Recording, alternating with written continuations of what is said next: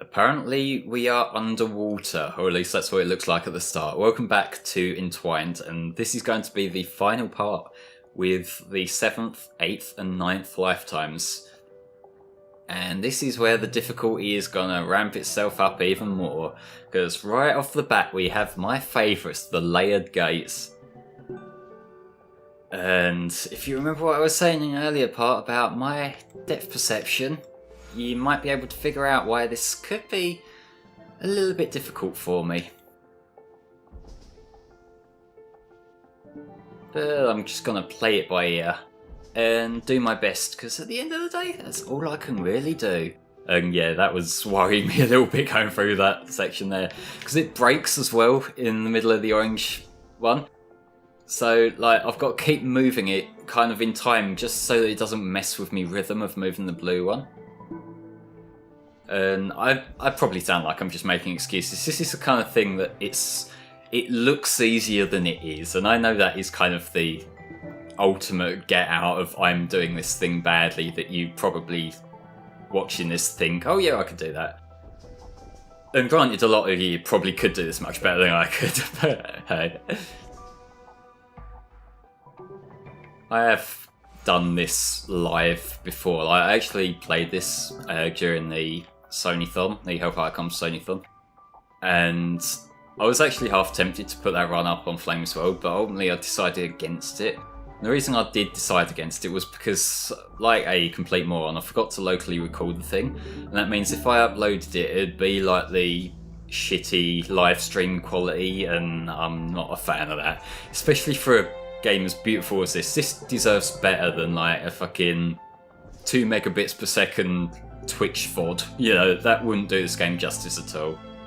Like, if you do ever want to watch that, it is like up on Hellfire Comms, but you know, I like to think I'm playing a little bit better this run, although that could obviously fall apart depending on how the 8th and 9th lifetimes go. Or even this one, because this one it's being a little bit more conservative with giving me the little pellets. So if I break the link in this one, it might take me quite a bit longer to rebuild it.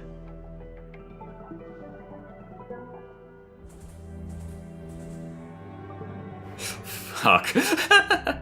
Oh, I'm getting myself like super tense for this. I guess it is kind of like a contradiction of what I was saying about how this game gives off a relaxing vibe, and that's kind of the thing. It's like a contrast, really, that like the general presentation is like the most peaceful thing you could see in a video game, and the most peaceful thing you could hear in a video game.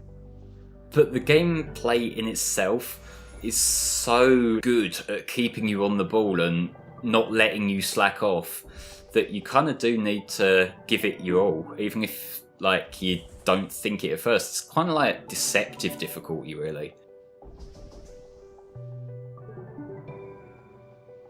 And you know, like, it's done it very well here. And there's never really any point where it feels unfair. Like, it does a good job at giving you enough time to see what's coming. And then after that, well, on top of that, really, like, it also introduces concepts to you one at a time. So, like, you notice in the earlier ones, it started off by teaching us to go through the gates, and it started moving them around, and then we got the ones that like get bigger and get smaller and kind of move adjacent to each other. So it's taught you everything you need to know to play the game, and then it just sort of hands it off to you once you know what to do. It's expertly done in terms of its difficulty. And the fact that it's not overly punishing as well, so like how beat up you feel by this ultimately comes down to how much you are beating yourself up over it. Like, if you can just think, oh well, I guess I screwed this link up, better do it again, then you know it's not punishing at all. So if you're like me and you kind of don't want to kind of hurt your pride, then you know it might feel a bit more punishing, but that's because I'm punishing myself over it. And that was silly on my part. I nearly had that little chain there, but then I broke it. It's weird, like I was saying about how it feels kind of hypnotic, like, I'm kind of like, you know, spacing out a little bit as I'm playing this. And that's good. That to me is really good. That to me is like peak aesthetic, peak, you know, immersion. And it would be nice if I could get a link.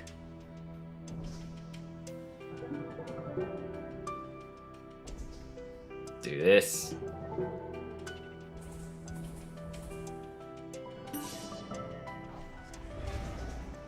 I can do this. Come on. I've done 6 of them already. I can do this one.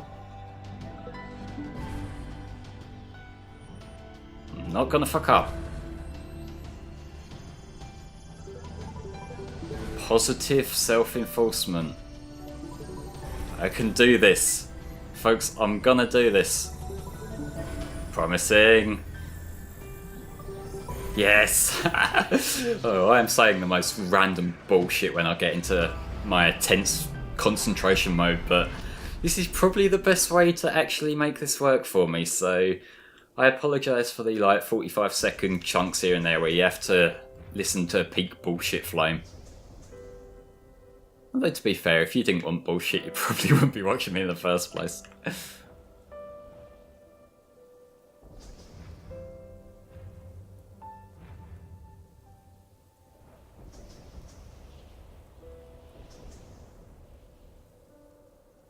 I guess even with the rain effects here, and this is clearly showing a more involved and harsh atmosphere than say like the earlier ones, like the theme park and that kind of thing.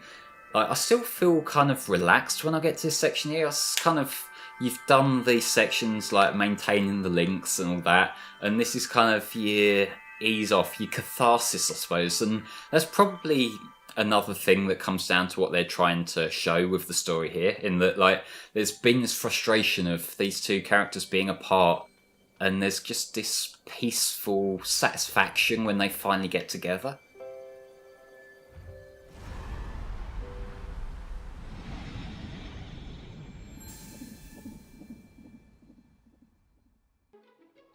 And honestly, that is kind of a good way of doing it, and I suppose the fact that there's those harsh rain effects there as well, that kind of shows that when they're with their loved one, the external difficulties around them aren't even bothering them that much. Like, it's pouring with rain, there's harsh winds, but they don't care because they're finally with the one that they've been wanting to meet.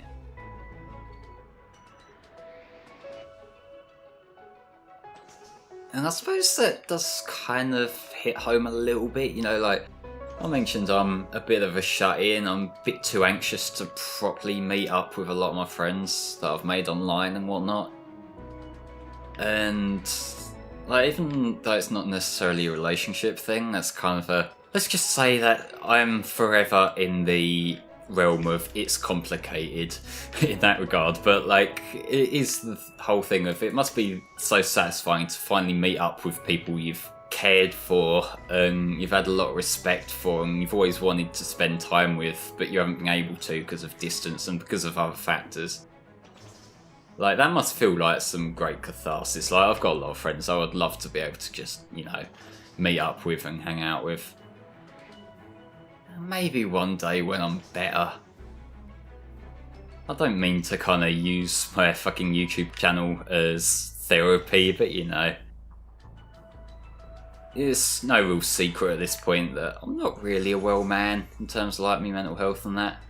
So to kind of have the aims, it's always a nice thing, even if it's not really realistic, at least not for the time being. I like to think I'm doing a bit better these days than I've been in the past, so that's just going in the right direction. It's the best I can really ask for at the moment. Because it's either go in the right direction, go in the wrong direction, or become complacent, and the last two are like really bad ideas.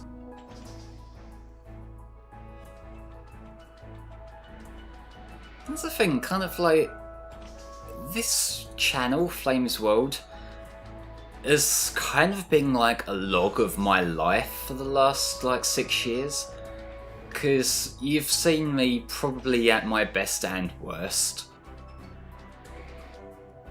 There's some playthroughs which, both from back in the day when I was really young when I started doing this, I was probably like 17 or so, and you saw that like I was naively jumping into doing this kind of stuff, quite poorly, admittedly, but like, you know, I think my heart was in the right place, but I just did a pretty shit job at the time. Going to the parts where I started getting obsessive and like my anxiety was getting really bad, and that wasn't really all that fun. Like, I think that was really clear around 2015, 2016.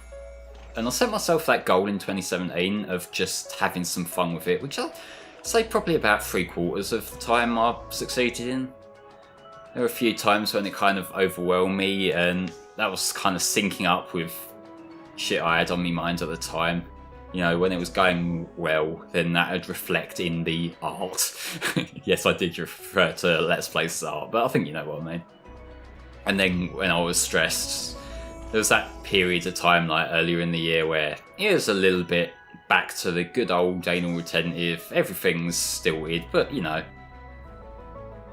This is why I'm trying to just change things up and just have even more fun with it, because this is chill what I'm doing now. This is like there isn't any stress to this. Like, even when I'm having difficulty with the game, this is still relaxing and peaceful, and I'm still enjoying myself doing this. And that's something that I really appreciate when I can do this, when a playthrough just comes together naturally.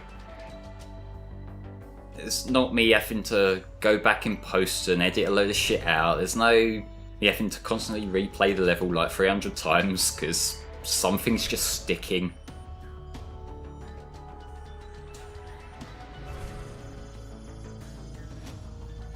I suppose that is kind of the nature of the beast with live runs. I can just cut myself a little bit of slack as long as I'm on the ball with it for the most part.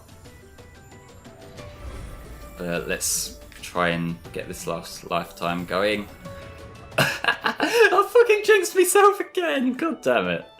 Well, I guess we're going to be in this lifetime a little bit longer. But there we go. Like, as I was saying, I think I can afford to cut myself some slack. So let's just get through this section here and then try and meet these two up again.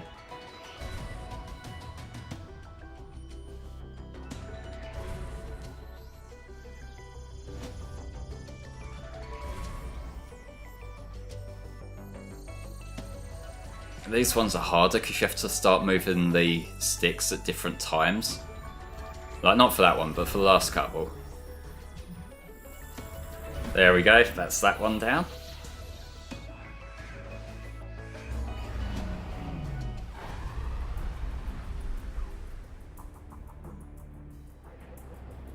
So, this we've got a tornado there, which is probably more of a wind thing than the one that I referred to as the sky one. And so, maybe I'm just bad at reading elements.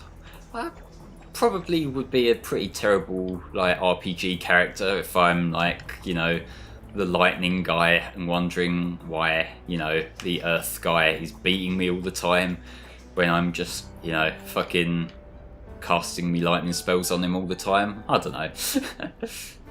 Can I go into it, I wonder?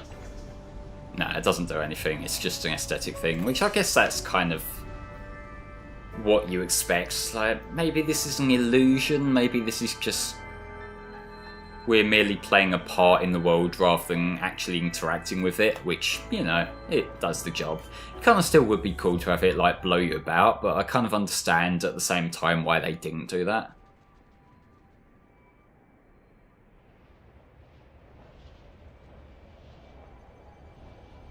Let's go into this and move on to the next lifetime.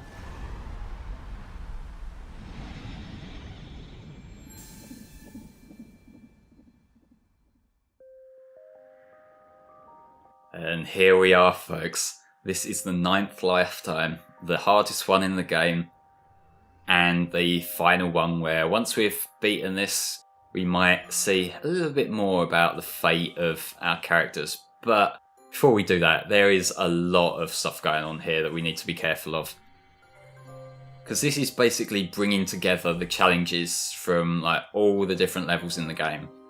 And so you see these pulsating gates, you see the ones that sort of jolt around all over the place. Like, this basically throws everything that you've learned at you. So you need to keep a proper eye out. You can't just rely on like habit forming like you could in the other lifetimes. You can't just think, okay, well, I'm used to this particular structure now, so I can just pull it from your muscle memory, because they're gonna give you all kinds of things, and even new ones like this here. Fuck. I thought I was lined up there, but then I got me colours confused at the last minute. Oh, I wasn't lined up properly on the orange side there. That presents a bit of a problem.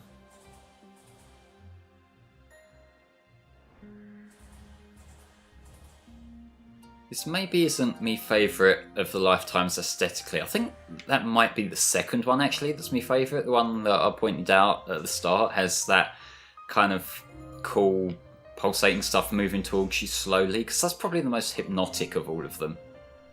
This one is much softer, which is, I guess it's again going for that cathartic payoff kind of atmosphere, which makes sense. If I'm gonna rank it, like, it's probably lower down in the aesthetic list for me, but it's still absolutely gorgeous. Like, there's not a little mark against it. That's the kind of nature of the beast when you get to games like this, that just everything is pretty though. Like, even if everything is fucking amazing, there's always gonna have to be like a least favourite. Just how this sort of stuff works, and I went a bit too fast there. Oh, this looks tough. Okay, it wasn't as tough. Cool. I thought I was going to lose that one. And I swear it's switching around the gate shapes with what particular gimmick they have. So it's not just recycling them from the other lifetimes either. Which could screw around with your muscle memory if you start to think, oh right, it's this shape, so I'm going to have to do this with it. And that was kind of a new one on me, the fact that it had the green one at the end, even though it hadn't been using the blue. So I wasn't quite prepared to meet them up in the centre at the end there. Just as a forewarning, I imagine I will end up accidentally breaking links a fair bit in this one, because I did last time, back when I did the Sony-thon stream of it. I was here for probably the longest of all of them, which is fair enough, given it's the final level.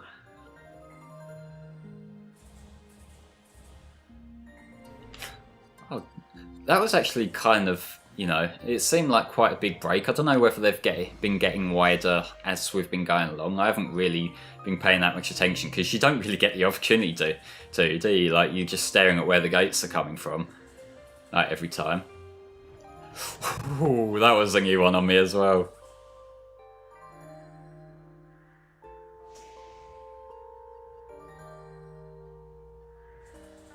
Come on, give me some more orange collectibles. Let's focus on them, because they're the ones I'm struggling with.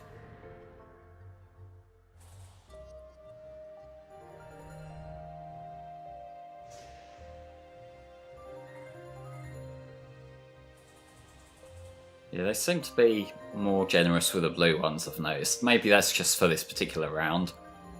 But I seem to have had an easier time filling up that side than the other one.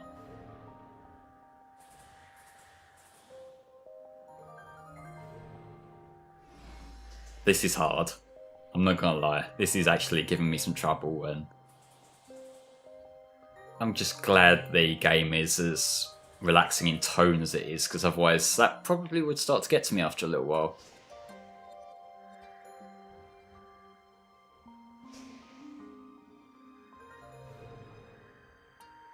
I'm getting so close every time.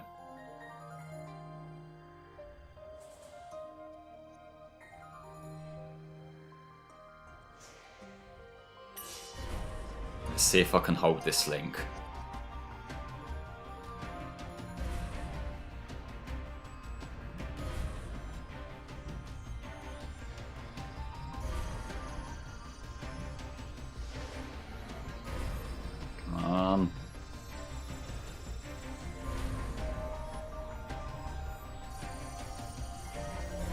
I'm going to go the positive self-enforcement route. I can do this.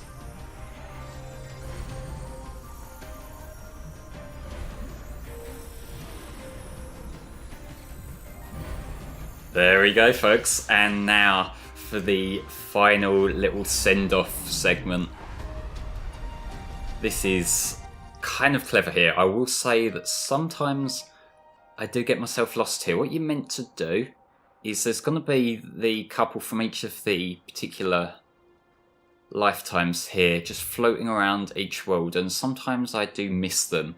So I want to kind of keep my eyes out for them, make sure that I don't screw it up. Let's get back to the start and turn myself around and see. So I can't remember where they hide them exactly in each one. Oh, there they are. Right, let's see if I can get them. No, I didn't get them, so let's try that again. I'm going to try and be methodical here just so that I don't lose me kind of track as to where I am. There they are. Okay. Now on to the next one. If I go in a circle, I'm less likely to lose track of where I am and which ones I've got and which ones I haven't. But I saw them just go around here. There they are. Here's the mountainous area ones. This is a neat little shout out. It feels kind of like we're bringing all these couples together. Or at least kind of, given they're already together, it's kind of like we're celebrating it. Did I just pick them up? I think I did. If not, I'll remember to go back to that one. Where are they here, though?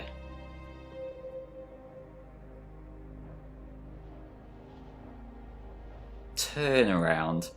This may be a little bit more on the time-consuming side, but I just don't want to end up going in circles too much here. Where are these two?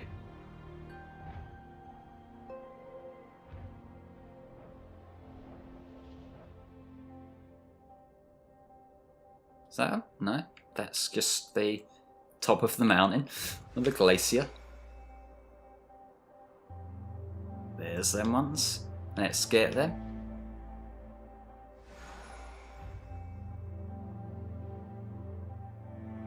And I think I see some up there.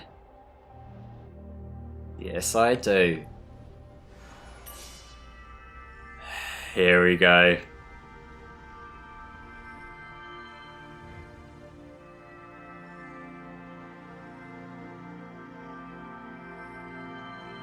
God damn, this is beautiful.